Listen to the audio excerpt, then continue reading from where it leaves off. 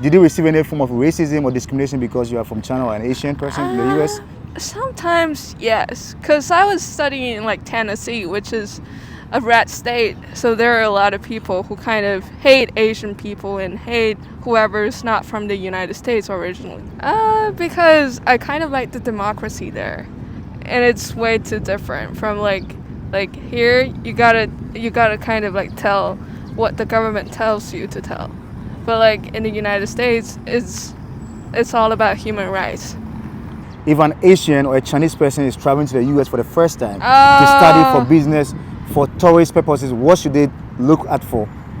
Oh, no worries. They should absolutely look for like, for example, if they wanted to get a car, they shouldn't be putting anything in their car, because when you go back, your car might just turn into like some pieces of glasses. Hi, welcome to my channel. I go by the name King Kwesi. If you're looking for a channel on YouTube that will show the real life experience of foreigners, expats, student life in China, street interview that is different from what you see in the Western media, then you're at the right place. Subscribe to this channel, like my videos, share, and let's grow the channel together. King Kwesi, peace out. I know you love my channel. Subscribe. Okay, so what's your favorite country apart from China? Okay, honestly, it's gonna be the United States. Why? Why the or, US? or like the Japan. Or Japan? Okay, Yeah. why you say US? Why US first? Because I kind of like the democracy there, and it's way too different from like here you gotta kind of like tell what the government tells you to tell, but like in the United States, it's all about human rights. Yeah. And you also mentioned of Japan. What about Japan that you I like Japan because they kind of retain a lot of their own culture, which is kind of different from here. Like, you know, a lot of like Chinese culture actually goes to like Taiwan, like in the 1949. But like for here, it's all about like CCP, and like it's all about modernization, about building a city, instead of like retaining your own culture. Like a lot of things have changed. I would actually like to go back to the past, if possible. But Shanghai is a nice city, like inside China. Right. So you were in the US for how many years? For 2 years. How was it like being a Chinese in the US? It's kind of different, you know, especially being like an Asian female. Like you're part of the minority. But I feel like, yeah, as long as you can like get involved with the culture and like get to know a lot of different things, like overcome the language barrier, a lot of things are much nicer. Were you treated differently because you were Chinese in the US? Oh, yeah, of course. A lot of things are different because sometimes like you don't know like what other people like grow up with. Like, for example, they have their own garden and they go hiking, go kayaking super often, which is not possible here. We still have boats, but the boats are kind of different. They're super slow. So as a Chinese, why did you choose to study in the US, not in China?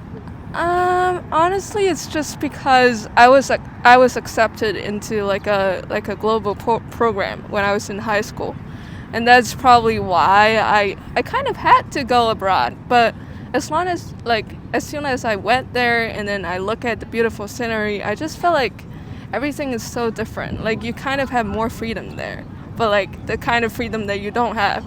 Like here, you just look at people like they're hovering everywhere, but you kind of don't know why sometimes. You heard a lot about like the Asian hate in the US.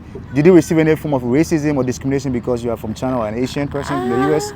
Sometimes, yes, because I was studying in like Tennessee, which is a red state, so there are a lot of people who kind of hate Asian people and hate whoever's not from the United States originally. So there's definitely some hate, but most of the time it's all about like people care about you, like, and many different other things.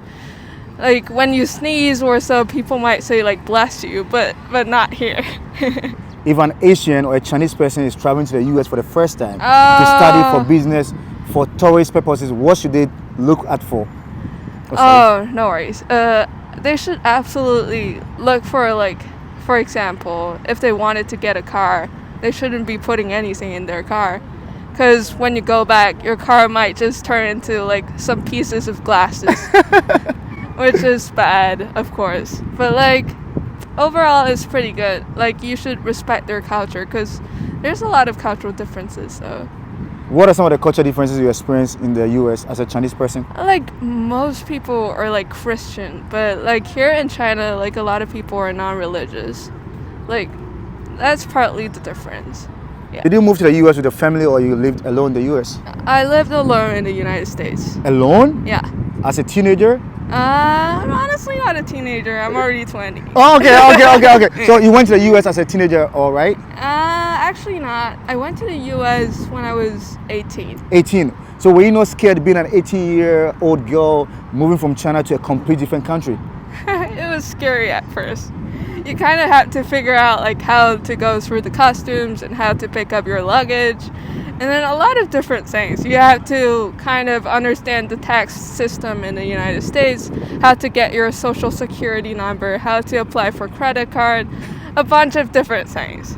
What was the most difficult aspect of your transition process from China to the US? Honestly, it's all about insurance.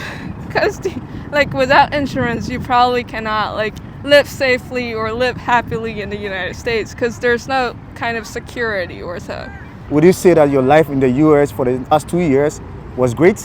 It was pretty good. I just learned to solve a lot of problems all on my own, and I learned to kind of rely on myself, like learn to be independent, like yeah, which is nice. But here, like when I grew up here, like whenever I have any problems, I just reach out to my dad, which is kind of different. Partly because this is like a collectivist culture, and then like we kind of value family very much. Yeah. Coming from China, which is considered as a very cheap country in quote, and going to a country like the US, was it expensive for you to live there? Yeah, of course. It's pretty expensive. I just cannot imagine like if you're dying out for like a bowl of ramen noodles and it takes like $20 or more. But like here it's only about, I would say only about like $6 to $7 for a bowl of ramen noodles. But it's of course more delicious here because we're closer to Japan. So you mean Japanese food is better than Chinese food? I kind of like Japanese food. You like Japanese food? Yeah. Really? Okay, which Japanese food do you like most? Okay. Honestly, my favorite is ramen noodles. Okay. So if you had to sum your total experience in the US in one word, what are you going to say? It's fabulous. Would you go back to the US anytime soon? Yeah, because I'm only in my sophomore year. So like when I go back, I'm going to be a rising junior. Yeah. All right. Thank you so much for talking to me. I appreciate your time. Thanks a lot. All right. You too. Thank you.